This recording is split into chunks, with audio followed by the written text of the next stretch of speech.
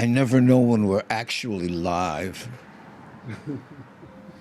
I think we might be. Let's assume we are. Ah.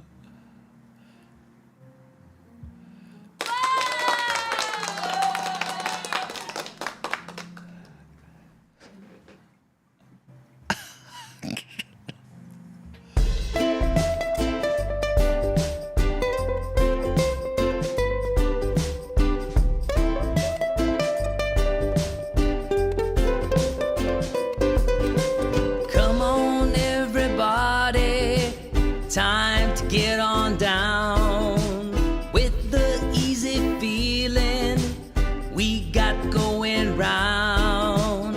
No matter what's going on, we'll get you in the mood.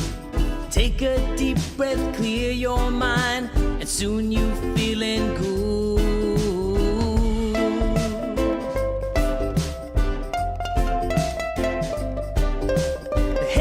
Jang Gang is the way we keep it real. Put aside our differences, aloha is what we feel. If all the people of the world could join us, then they'll see. Maybe they can finally find peace and harmony.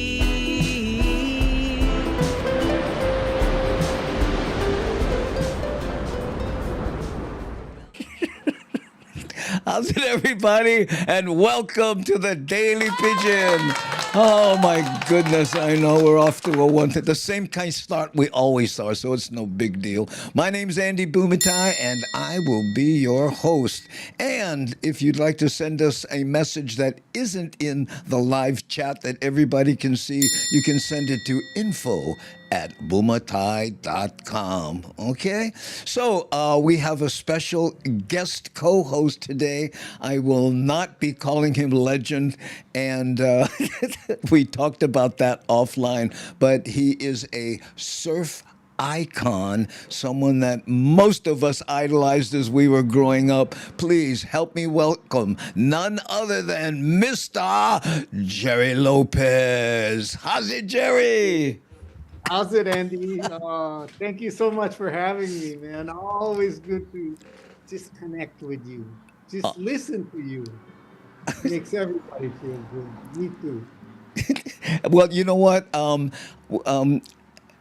Say hi to your sister so you don't forget.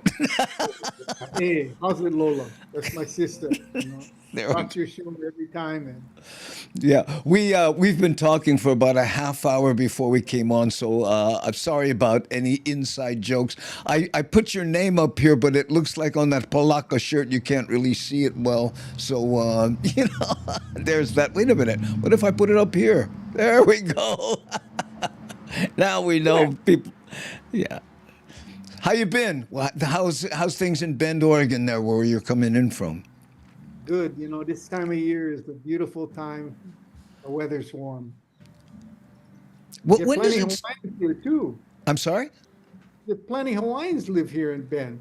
You Yeah, I must know. like- It's so funny. I just had Greg Hammer on, and he was co-hosting with me, and I said, "So where you coming in from?" He goes, "Oh, Bend, Oregon." I went, "Wow, what do you guys know we don't?" Okay, there we go. Now we got the non-name version of this. So today we do news items here, right? Just to keep people interested in just figuring out a little bit of what's going on in Hawaii. We're going to talk about a tsunami warning that didn't happen, okay? So I tell you what, let's just get that one right out of the way here, because a lot of people are texting me, what's going on with the tsunami? Like, I'm the weather guy. But let's take a look at that first off.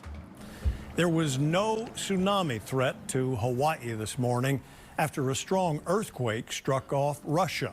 Scientists say we can expect more earthquakes in the near future. Stephen Florino has details.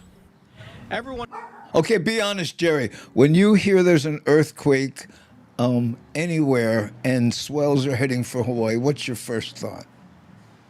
Well, make sure my board is ready just in case. True surfer. I knew it. I do the same thing. Oh, wow. North Shore going to be slamming. Oh, hey, start. Everyone remembers the gridlock on Oahu in July because of a tsunami warning. That was triggered after an earthquake at the Kamchatka Peninsula in Russia. Scientists say today's earthquake, an aftershock from that one. The aftershock sequence from a big earthquake like the 8.8 can happen for weeks, months, even years after. After an earthquake, scientists monitor hundreds of sensors spread out across the Pacific to check if a tsunami was generated. How could an aftershock be a year later? Isn't that another earthquake? You remember when we were growing up, Andy, and used to have all the tidal wave warnings? The thing would go off, and the parents would wake us up, and you have to drive up. If you live, one low place, you had to get in the car, everybody pile in the car, and drive up the hill, and just wait till the all clear came. Yeah. Remember that in the 50s and the 60s? And, Plenty tidal wave warnings. yeah, and I don't remember them ever hitting. I know. It's always, ladies and gentlemen, the weather control has one thing to say: Rabanek. They're amazing because they're sitting down 4,000 meters below the sea floor, below the sea surface, and they're able to measure millimeter changes in water height. Because tsunami waves can be spread out 15 minutes apart, that creates some lag time for the Pacific Tsunami Warning Center to issue its alerts.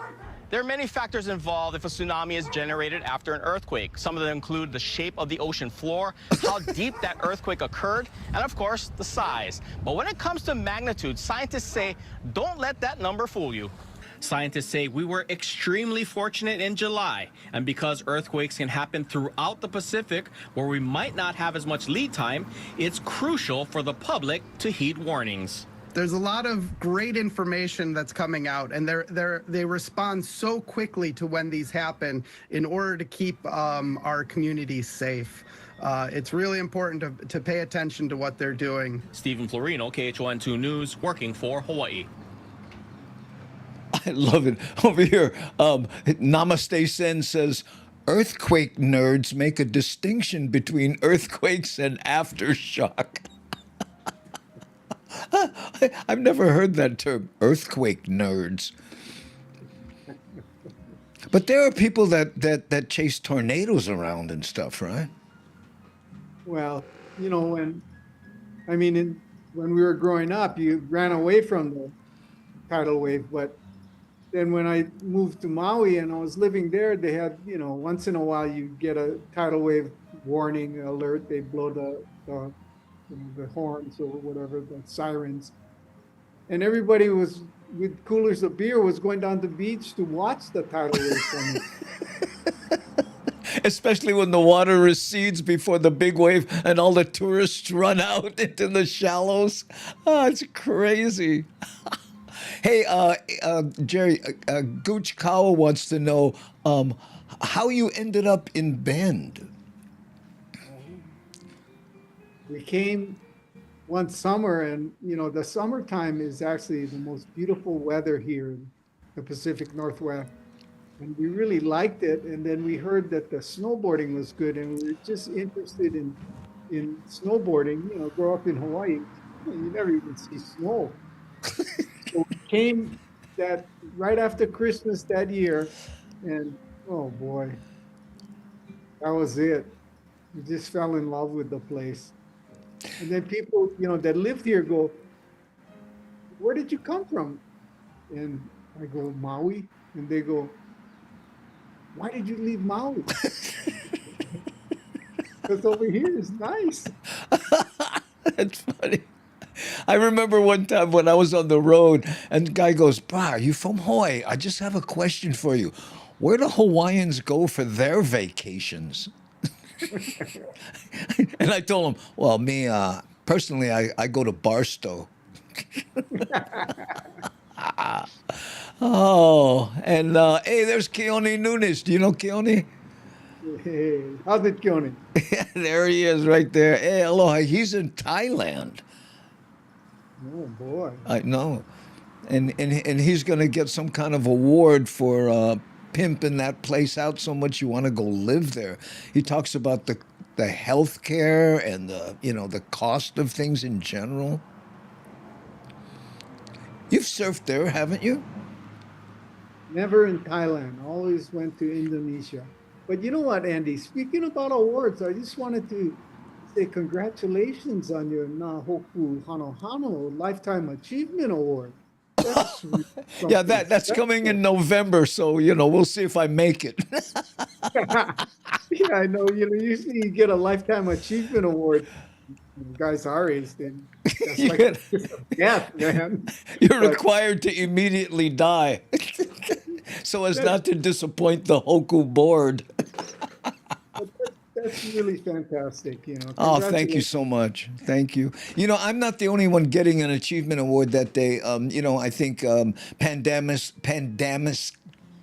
Club, Kelly Boy DeLima and his group, and also Brother Walter. There's a whole bunch of people that are getting awards that day. And in fact, I told him, I said, I haven't put out a record in 2 dog lives here. What? I thought this was a recording award. He goes, oh no, podcast and stuff you do count. So, mahalo.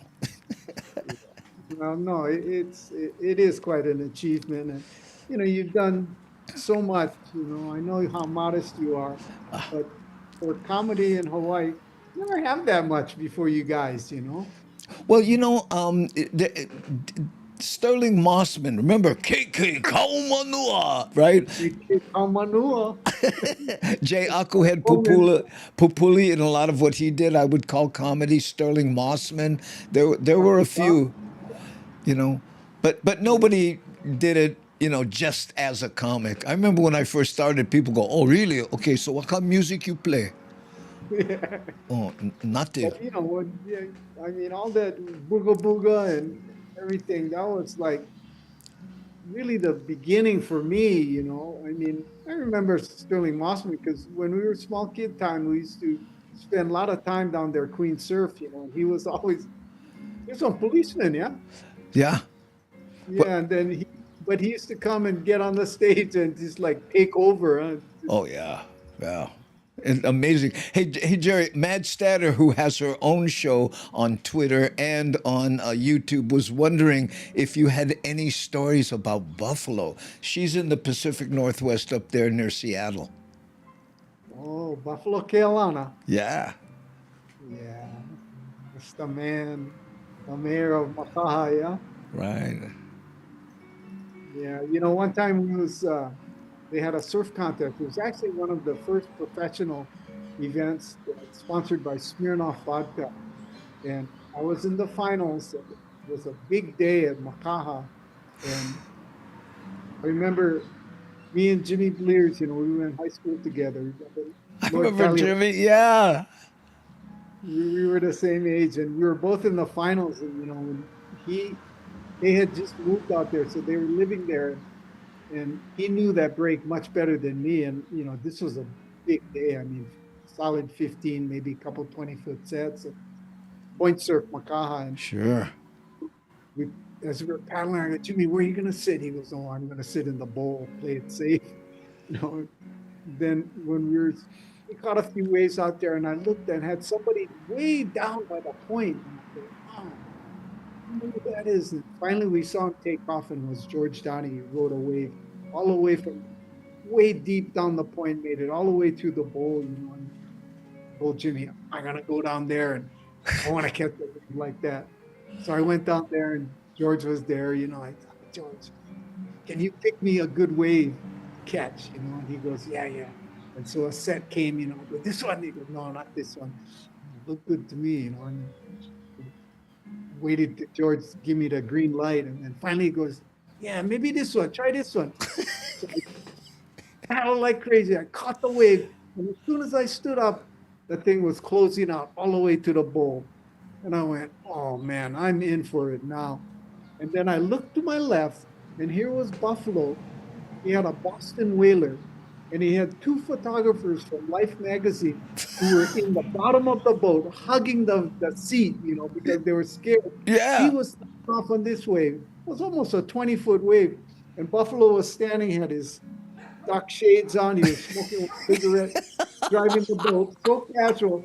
And he's just looking at me, and I'm looking at him. And moments before that, when I saw position I was in, the bad position I was in on this wave, and thought I was going to die, I looked over at his Buffalo right next to me. With a camera. And with cigarettes, smoking cigarettes right next to me. That took all the tension out of that situation. I tell you what. Yeah, but you weren't going left, were you? You were going right. Straight. Oh, you were going straight. But people don't know, if you're goofy foot and you take off at Makaha, it's 20 feet, you're facing your back to the wall. Yeah. Scary. Oh, man. That That's was funny. great. Oh. Yeah, but here's my buff story. He was standing on the beach and he had poked on big fish. I forget what kind, but he's coming out of the water looking like a Hawaiian with a fish. And these tourists go, "Can we take your picture?" And he goes, "Oh yeah, of course. And by the way, I'll let you know, you can fry this fish, you can boil this fish, but the way the Hawaiians like for eat them." And he stick his thumb in the okole, rip the fish open and go, "Ow!" The owl hanging out of his mouth. And he's, "Ah!" I thought I was going to die laughing too much. Oh, bad. Oh, you know what? We got a lot of questions coming in here, and I'm missing a lot of them because here's. I don't know if you know these. Can you see the? You can see the comments. Brother is my brother. Oh, there we go. How's that? And this Dalton just got back from Bali, and he said, "Stay with the Friends Villa in Uluwatu, looking down at Dreamland." And he was saying people there idolize you, bro. I know. And here's Keone again. "I don't think that Jerry remembers, but he took a group of us from Waianae out to Waikiki surfing. I was about 9 or 10 at the time, and he was still is awesome." How's that? Yeah, the Waianae guys right there. Okay, I tell you what, let's do this next news item and then we'll play a little music thing. This one really warms my heart, Jerry, because my wife, like I said, she's an educator. She works at a school. She was in a classroom. Now she's doing more administrative, been there 11 years. But this news item, it's weird. It makes me happy and sad at the same time. I'll explain after we watch. One local 8th grade teacher got a big surprise during her school's faculty meeting. Island News reporter Angela Safone shares the story behind the unexpected moment. I'm here at Princess Ruth Ke'eligolani Middle School, where one local 8th grade teacher is getting a very big surprise. Very school. What started off as a normal Wednesday faculty meeting quickly turned into a big surprise for one local teacher. Himiku Medeleon, an 8th grade English teacher at the Princess Ruth Ke'eligolani Middle School, won the Fisher Hawaii and University of Hawaii's classroom makeover contest. I'm still very surprised at it. And I'm just so grateful. I didn't realize it was going to be a huge thing, but it kind of shows just how much you should celebrate things like this. But for her supporters, it was no surprise she won. Her essay was just so powerful and intentional and strong, and I remember being able to visualize what her classroom was going to look like. This opportunity allows teachers to not only focus on providing a successful environment for their students, but also allows new teachers to feel a little less stressed about finances.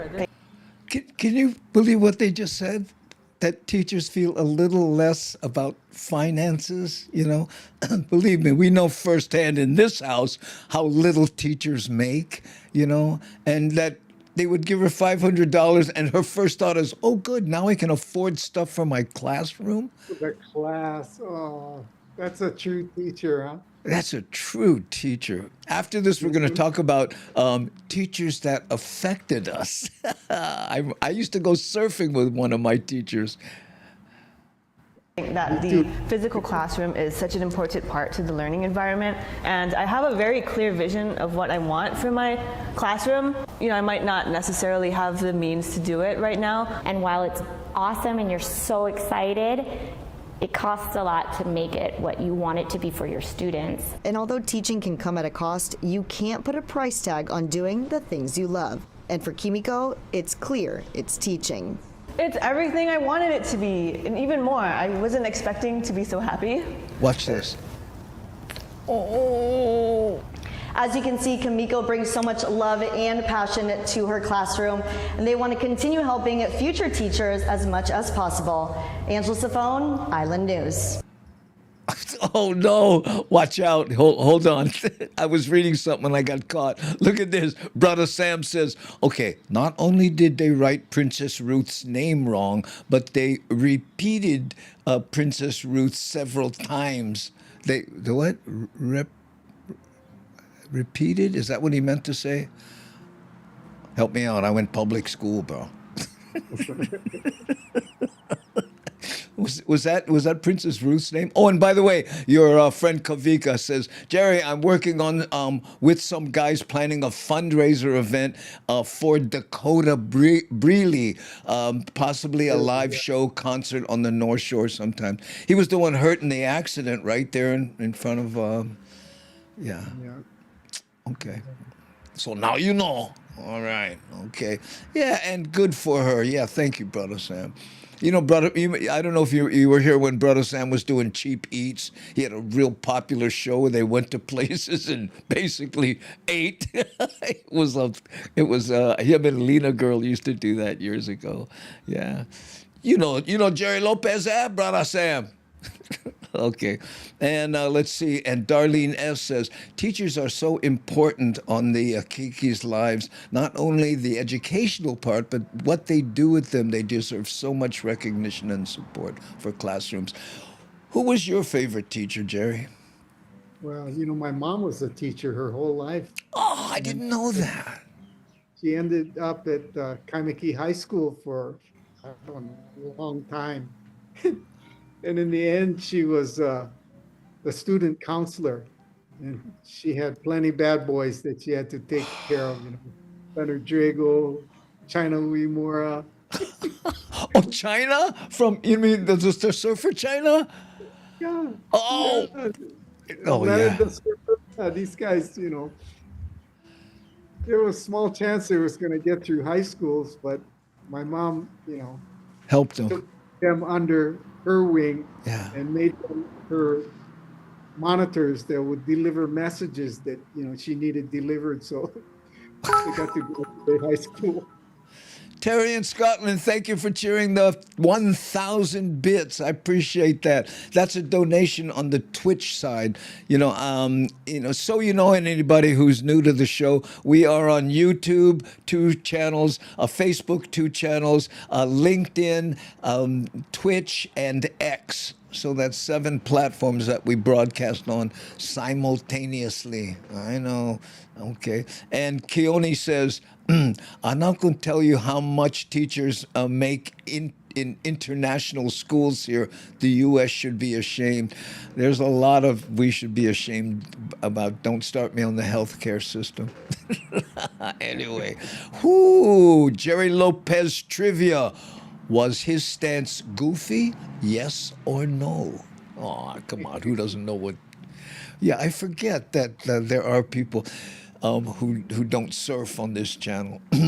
My vote would be yes. And if you don't believe me, wait, check this out.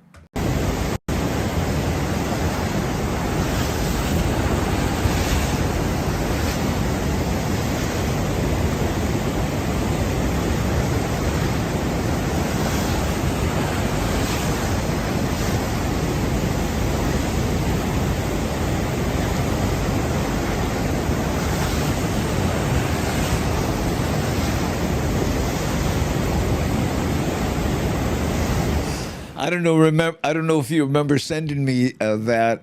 You were, I guess, with Jamie O'Brien. Yeah, that's a wave pool up in Lake Chelan, Washington, that a couple friends of mine built up there. And Wow. really a wonderful thing, these wave pools now have become so popular and really a great surfing experience because, nowadays you go in the ocean and all the surf spots are so busy because surfing has become so big and popular, that sometimes there's a lot of tension in the water. Sometimes. Pretty much every time, we all hoo-hoo at each other, but at these wave pools, and we have a wave like that. That's known as a standing wave. Yeah. We have one like that here in Bend in the river, and the reason there's no tension at these wave pools or the river wave is because everybody stands in line and takes turns Yeah. to ride their wave, and they all respect the taking turns part. It used to be like that in the lineup in most places. I remember when I was surfing, the reason I quit when I was about 50 is I couldn't get a wave. All the kids were just snaking. My dick, go uncle, take this one. Remember? You throw the old guys a bone. Yeah. Oh boy. So, but Kelly, take for instance Kelly Slater's. That wave is actually moving. It's not a standing wave. That is very much like a wave in the ocean. Yeah, that's a beautiful wave. What's your opinion on these waves? I mean, not only does it, there's no crowds and there's people lines and stuff, but imagine one wave that does the same thing every single time, and you're trying to practice a maneuver. Well, that's the best way to do it. But it's really interesting in all these wave pools is every time you get on a wave there, it's not, you think it's going to be exactly the same as the last one, but it's not. Oh, it's not. Yeah, because you understand the whole, concept of a wave is not the water moving, it's the energy that they create that moves through the water. And that's what you, as a surfer, are connecting with that energy. And that energy is alive, that's the mana. And so that makes each and every wave have a little different personality, just a little. Well, that's good to hear. Yeah. So, Yeah. yeah. I read Yes. somewhere that when you first surfed Kelly's wave, because he invited you to be the first one to ride the left there. And they made it the left. Yeah, they created a left. They said, Jerry's got to be the one to initiate this. That was so cool. And Keone says, okay, confession time. Last time I went surfing was with Andy. My back and arms were out in paddling shape, and we never even caught a wave. So sad. Hey, but you know what? I got to tell you, there's value in even that, Well, I believe that the most value in surfing is paddling that surfboard. Yeah. I mean, I believe that is where the most physical benefit comes from because, you build up the upper body musculature and that helps your breathing. And I mean, it's very, very healthy sport, even if you aren't riding waves. If you just go get a surfboard and just go paddle it. You know what? I tell you what, since we're on the subject of surfing and stuff, you need to indulge me for just a moment. I found a clip of you surfing pipeline back in your pipeline days, okay? And I know you've seen a million of those kind of waves, all over the internet. But I was wondering, could we go through what you're thinking as you're dropping in on these amazing waves at pipeline? Let me show it one time, then we'll back up and stop it at different points. Would you be okay with that? Of course. Yeah. Okay, wait. Okay, so here's the wave. Okay.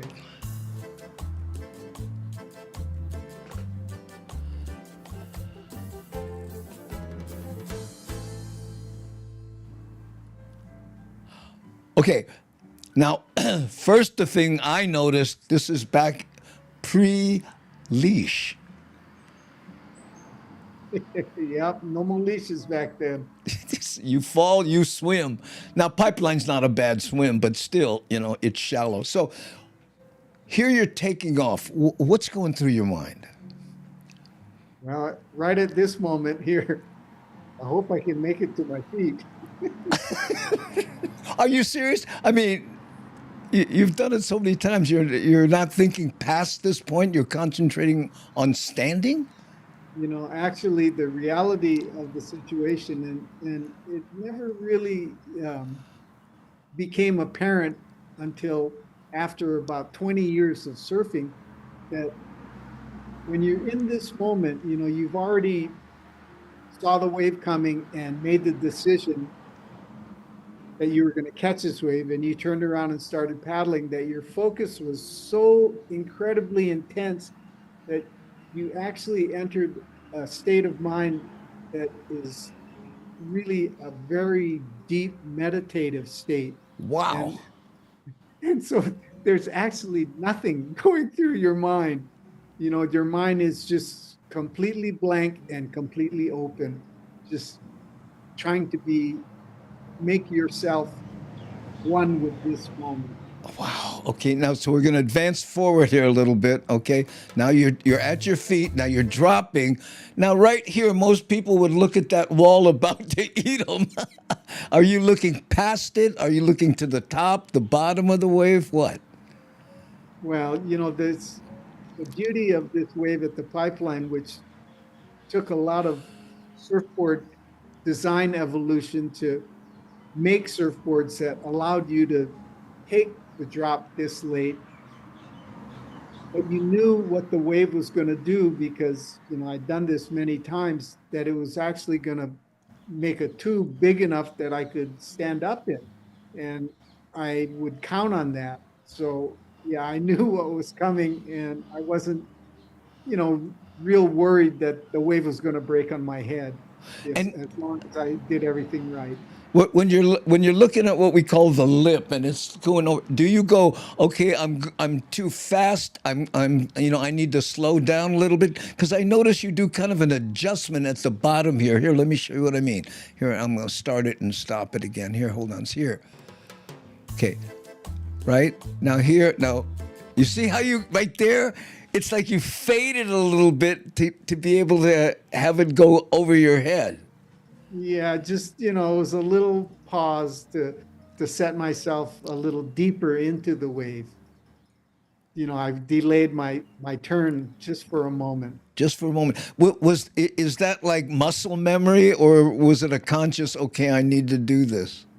Well, this is the first time I had a look at the wave, because at first I'm just concentrating on getting to my feet.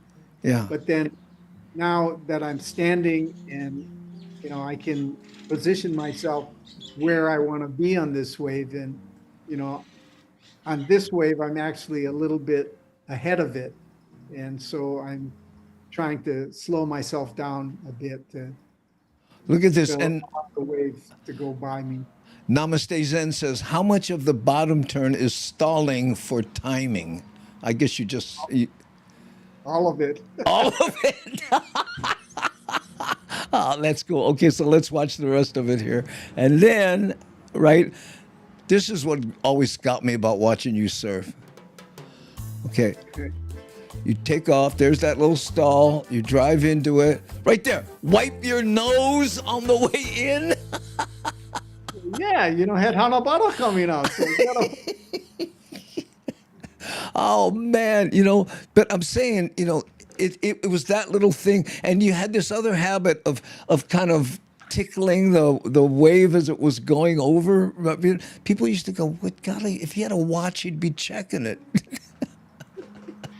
That was actually, in a way, a tribute to a great surfer from the generation before me. One of the best. His name was Phil Edwards. Phil Edwards, of course. Great surfer, from California. Yeah. But he was the first one to surf the pipeline, and he was famous for what they call the nose tweak. Oh, that really? Oh, I didn't know that. Wow. So that was, just something that I copied Oh, from him. wow, that's good. Phil Edwards went on to, he had the Phil Edwards surfboards, right? In Hawaii for a little while. Yeah, he married a local girl, Wow. Stevens, Dr. Stevens' daughter, and they're from Black Point. We want to say hi to the compliments who are rating with a party of 7. How's it, gangy? Thanks for being here.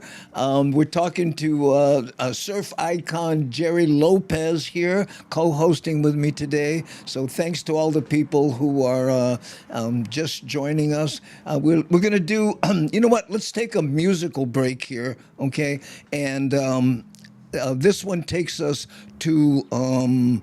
I forget, so I'll just play the video and hope I hit the right button, okay? First of all... Hey, I'm a Jan Gang. This is Rick S. in Wisconsin at my cabin. And we don't get the internet up here, so I gotta find other things to do. So, later.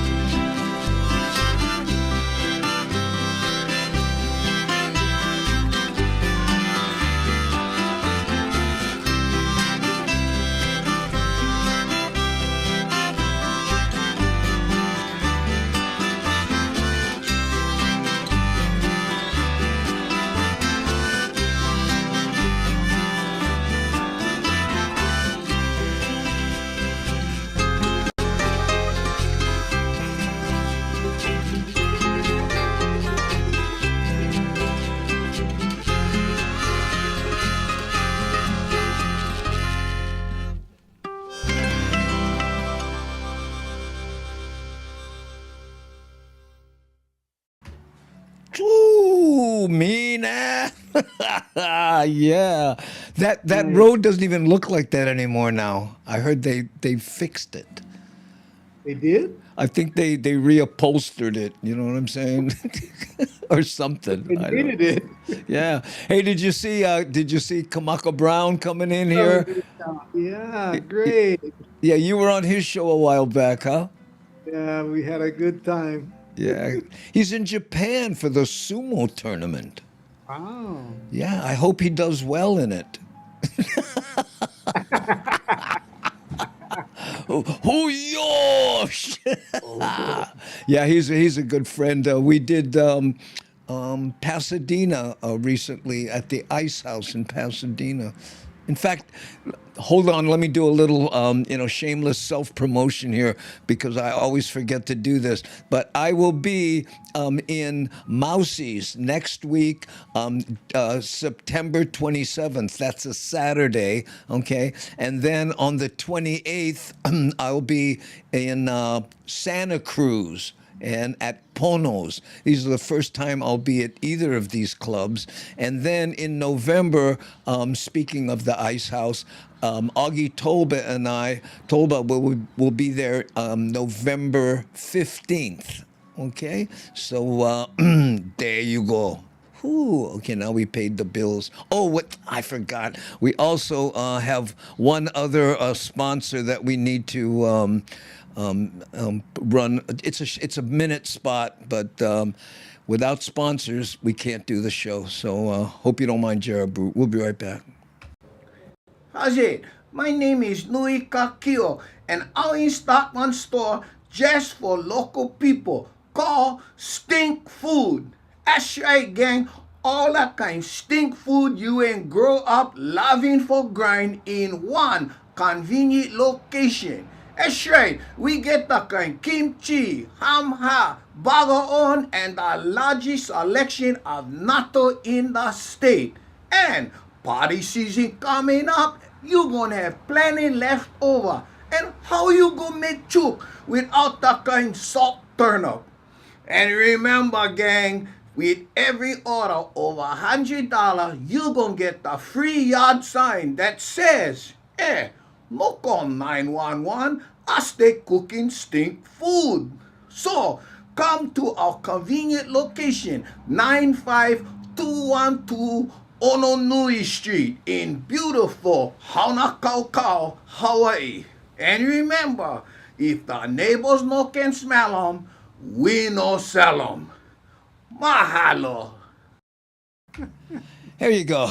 Okay. Well, now we got that out of the way. Stink food, bro. And do you remember Lippy Espinda? Oh. Every Saturday, Big Time Wrestling. Big Time Wrestling. Big food remind me of him. You talk about Jimmy Blair's, his dad, right? Mr. Blair's, yeah, right? The Big Time Wrestling. Big Time Wrestling. Locker room interviews. Curtis the Bull. Curtis the Bull, Iokea, and Johnny Baran. Remember those guys? Yeah. My dad was a huge fan. Laura Blair's was surfing for a while, right? Didn't she? Oh, yeah. She was doing well. Yeah, the women's. I remember her boyfriend, Bon, another goofy foot, had this amazing, long, drawn-out cutback when he used to come Makaha, because he was facing this way, right? He used to fade way out. Yeah. Some people just, they had like signatures. Remember Barry Kainapuni, his bottom turn? How he would just go way out? Yeah. Amazing, I know. Whew. Oh, look at Kamaka Brown says, no forget Tosh Togo. Togo, that's right. There you go. Hi, Felicia. Here's our. I'm sorry. Yeah, this is our front. We call her the front row hottie. She always comes to the shows and sits right in the front. So there we go. Ooh, Lynn Nakasone, aloha from Colfax, California. Mahalo for being here, Lynn. Thanks. Whoo. And Keone Nunes says, I remember Liffy Spinda clock on the old Civic Auditorium. Yeah. Do you remember the Lippy Aspinda guarantee in his commercials, he goes, and with every car you buy, you gonna get the Lipia Spinda guarantee. It works like this. I throw you on shaka as you driving off. When you no can see the shaka anymore, the guarantee is pow. He was the best, man. I gotta tell you. Okay, now we're going to go into a little store that's closing. Okay, do you remember Jellies? Were you a fan of that kind of stuff? Do you remember Jellies? They had old records and old books and comic books. They used to be there on in the university area, right in where Keomoku would cross University. Do you remember that? I didn't really go there a lot because it was a little bit before my time. But let me see if I can find this. Hold on. 1, 2, 3. It should be this one. This will give you an idea. Go down memory lane right here. This is an iteration of Jellies Comics and Books, a shop that may have been part of your teen years or childhood in the 80s or 90s. That's Holo Holo with Jelani Martinez to Ideas, Music, Aloha, and Books Kamaka. in Kaka'ako.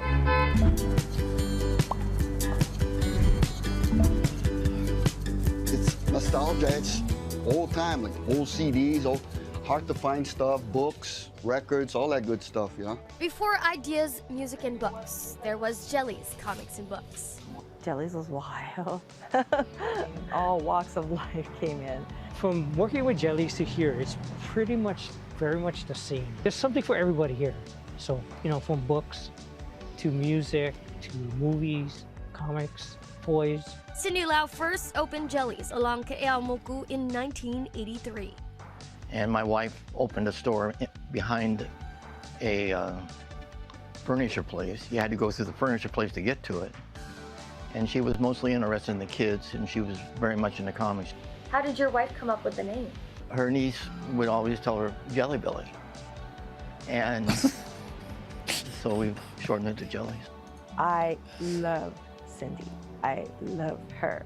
She always told me she wanted every child to learn to read. That's why the book department was kind of her baby.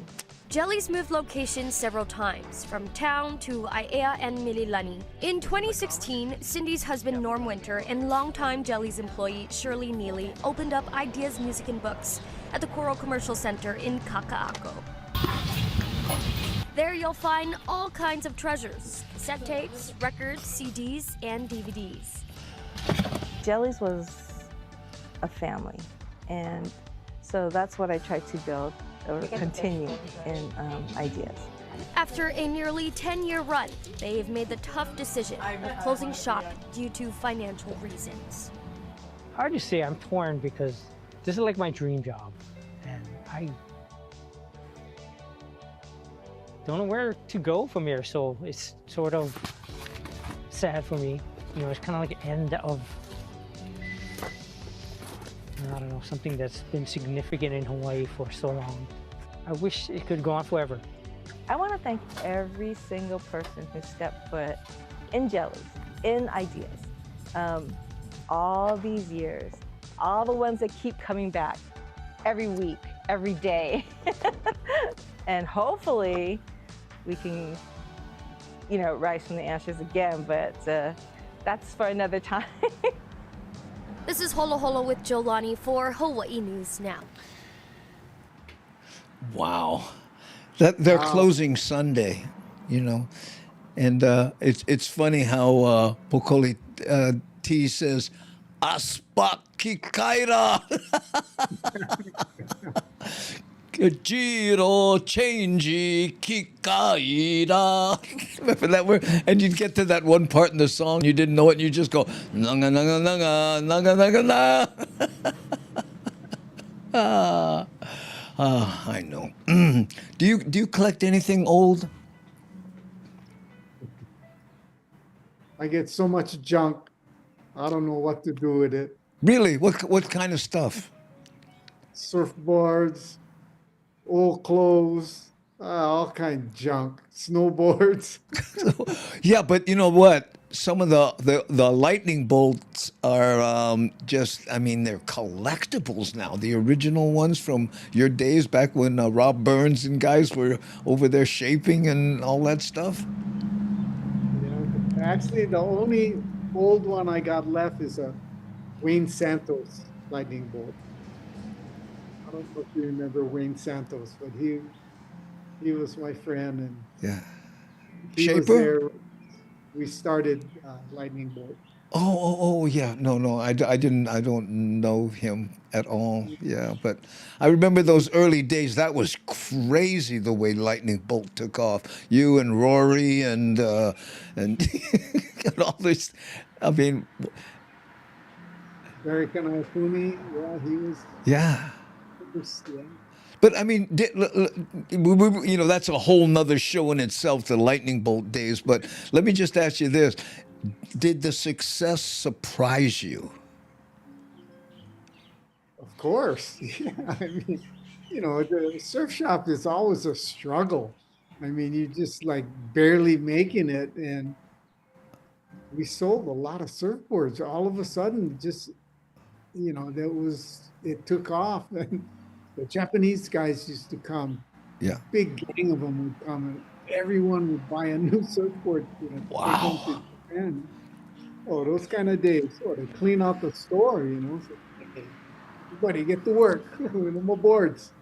Wow. You know, I remember in surf magazines were, you know, were the Bibles during this period. You know, nobody was online, so it was all, every other wave was, the guy was on a lightning bolt, you know. Yeah. I remember seeing an ad that said, please don't put a lightning bolt on your board if it's not a bolt. Do you remember that ad? Well, you know, we didn't realize it at the time, but when you know, have a brand and a trademark, that if you don't actively protect it, then it becomes generic and you know, become public domain. So you have to, if anybody else was using our brand, you know, you had to go after them and tell them, hey, you got to stop. Yeah. But everybody was doing it. You just paint them on the boards. Well, it was an easy, you know, 4 pieces of tape. You had a lightning bolt on your board. You know, the same people did. Remember Hang 10 shorts, right? When we were in Y&I, we couldn't afford the real one, so we used to take black marsh pen and just put the feet right on. Got a toes. Yeah, the 10 toes. Oh man. Okay. Okay, so let's see. We have we have one more news items. We're coming up on the bottom of the hour, but Nani, who's bat phoning me here. When I say bat phone, by the way, this is what I'm talking about. You see this over here? She sends me these messages. By the way, Nani is the one who puts all these graphics and everything on the on the, you know. Nani, show him something. Put some graphics up here or something, and she's in Sacramento doing this. I mean, what a wonderful time to be alive, you know? Yeah, like, you know, like this kind of stuff here, you know, you'd say, oh, what happened? Oh, you know what? Wait a minute. Don't tell me I turned everything off. Sorry, Nani. Oh, man. I know. Wait a minute. Let's see. Where am I here? Okay, wait. Hold on. I'll be right back. Okay, I gotta turn.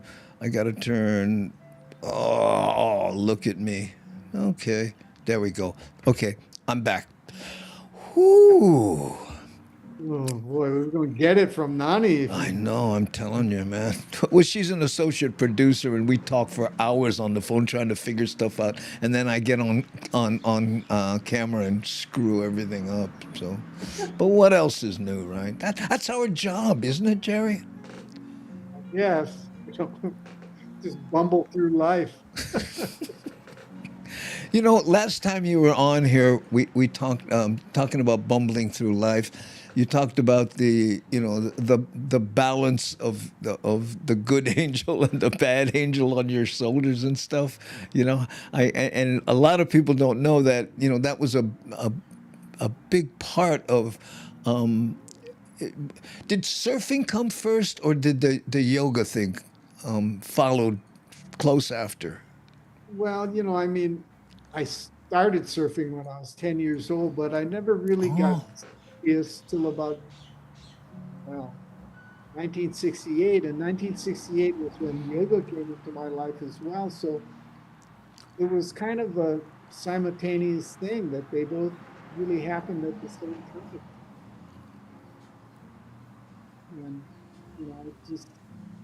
I think that's how it was meant to be. I look back and at surfing anyway and realize that this is really a tremendous gift that we in this lifetime were given, to have the opportunity to do that.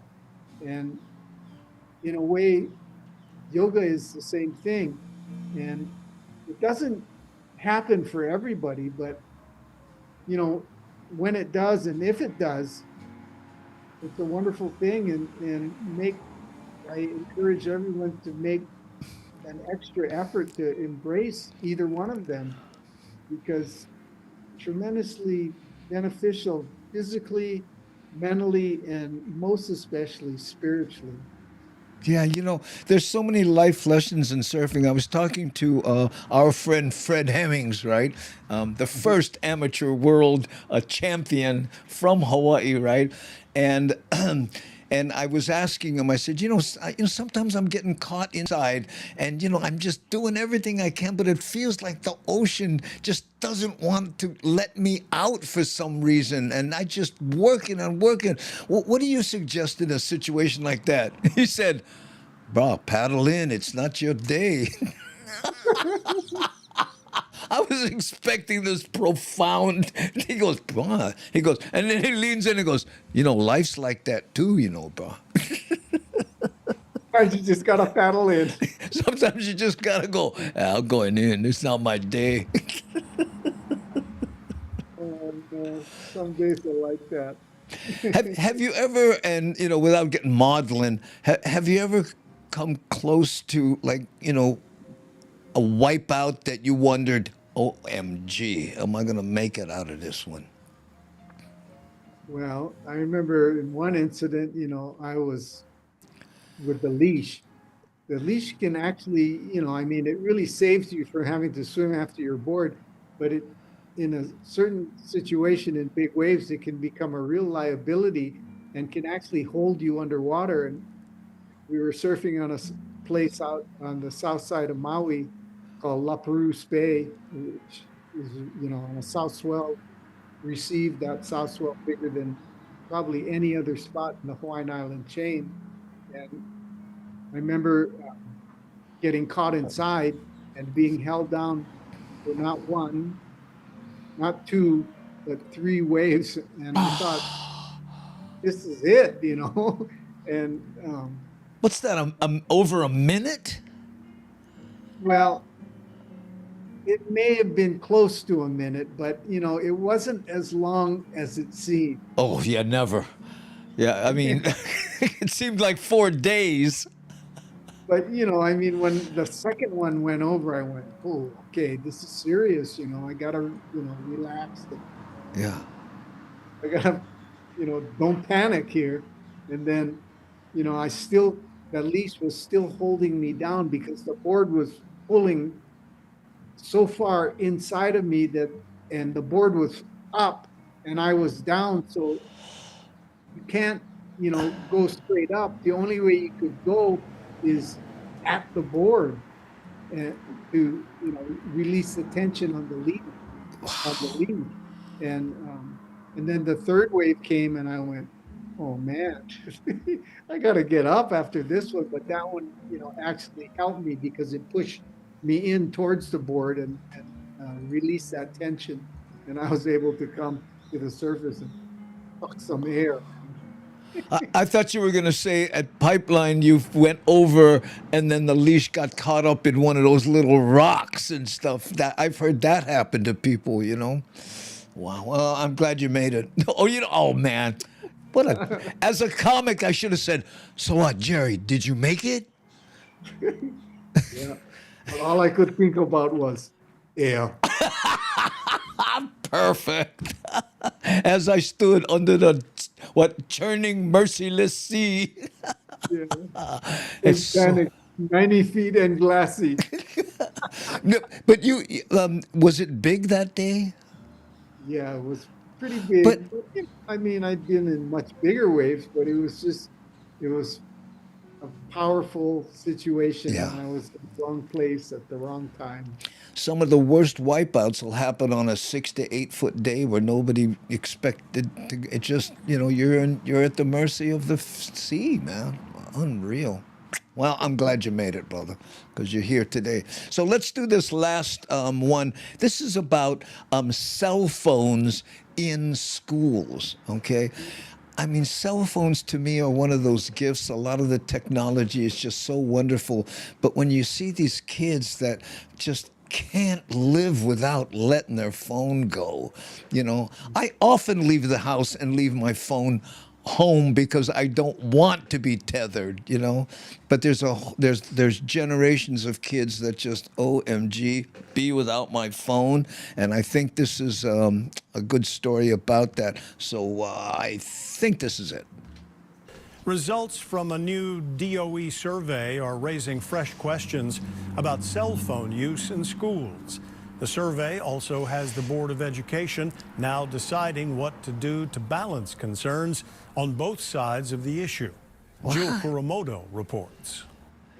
85% of Hawaii's public schools now have written rules governing students' cell phone use during the school day.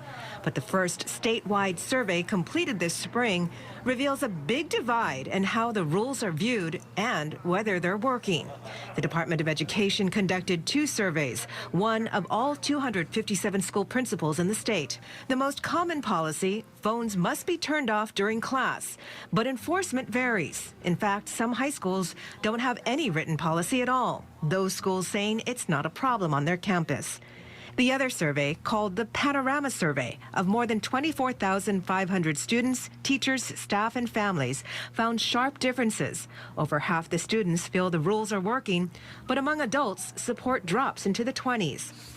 Teachers and staff say phones distract from learning or fuel bullying. Students, nearly half, say phones neither help nor hurt their learning.